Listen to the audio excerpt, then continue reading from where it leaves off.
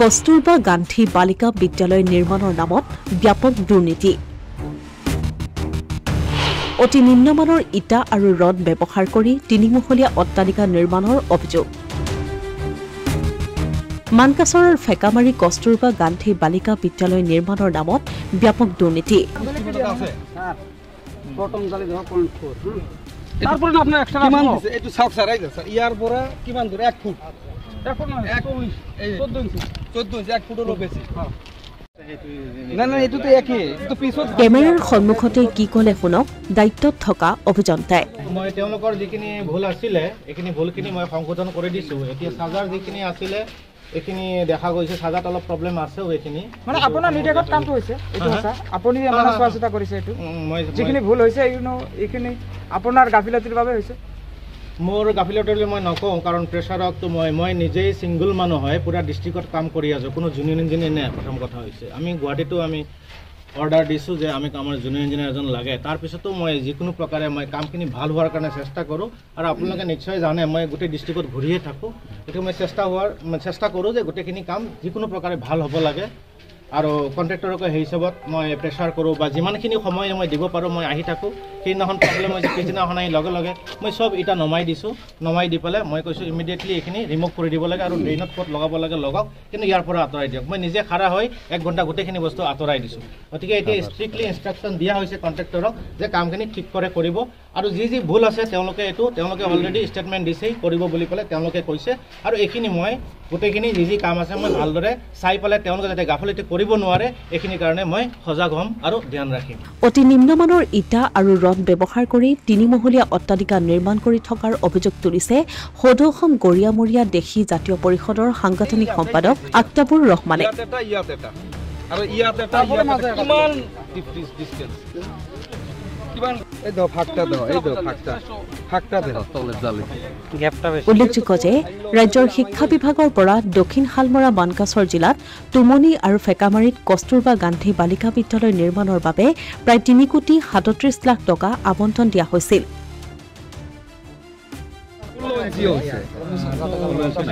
বাইৰেৰ road তো R কাটে না কিমান কাম কৰিলে যদি এভাৰেজ 5-6 মাৰি দিলে তালে হ'ব লাগে এতিয়া যদি ঘন মাৰি এলে মানে কোনটা কৰিম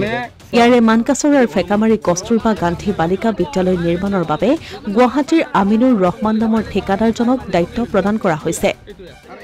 বিদ্যালয়খন নিৰ্মাণৰ বাবে আবণ্টন দিয়া হৈছে 1.69 কোটি টকা কিন্তু এই বিদ্যালয়খন নিৰ্মাণৰ নামত ঠিকাদাৰজনে চৰম দুৰ্নীতিত লিপ্ত হোৱাৰ অভিযোগ উত্থাপন হৈছে ইতিমধ্যে যোৱা 15 ফেব্ৰুৱাৰী তাৰিখে কামত চৰম দুৰ্নীতি কৰাৰ অভিযোগ তুলি সদৌ অসম গৰিয়ামৰীয়া দেশী জাতীয় পৰিষদৰ সাংগঠনিক সম্পাদক আক্তাবুৰ ৰহমান আৰু দক্ষিণ হালমৰা মানকাছৰ জিলা গৰিয়ামৰীয়া দেশী জাতীয় পৰিষদৰ সম্পাদক ফিৰোজ আলমে হাতশিঙিমাৰী জিলা আয়ুক্তক লিখিত অভিযোগো দাখিল কৰিছে ঘটনাক লৈ জিলা আয়ুক্তৰ নিৰ্দেশত হাতশিঙিমাৰী সদৰ মহকুমাধিপতি তদন্তৰ বাবে উপস্থিত হয় ফেকামাৰী কস্তুৰবা গান্ধী বালিকা বিদ্যালয় কামৰ দায়িত্বত থকা অভিযন্তা মমিদ আহমেদৰ অৱহেলাৰ বাবে বালিকা বিদ্যালয়খন নিৰ্মাণত দুৰ্নীতি সংঘটিত হোৱা বুলি তদন্তত পোহৰলৈ অহা পৰিলক্ষিত হৈছে লক্ষণীয় যে জিলা আয়ুক্তই কামৰ দায়িত্বত থকা ঠিকাদাৰ আৰু অভিযন্তাজনৰ বিৰুদ্ধে বিহিত ব্যৱস্থা ল'ব লাগে বুলি গৰিয়ামৰীয়া দেশী জাতীয় পৰিষদৰ সাংগঠনিক সম্পাদক আক্তাবুৰ ৰহমানে দাবী তুলিছে চালে চাব পাৰে এই যেটো কস্তুৰবা গান্ধী বালিকা বিদ্যালয় সেইখিনিৰ যোৱা সপ্তাহত আমি দেখা পাইছিলোঁ বহুত নিৰ্মমভাৱে কামটো চলি আছিলে বেয়া অৱস্থাত মানে একদম অতি নিম্নমানৰ বস্তু ইউজ কৰি কামখন চলি আছে কামখন প্ৰায় হেখেৰ অৱস্থা আজিলৈকে আধাৰ চিলাও নাই তাৰপিছত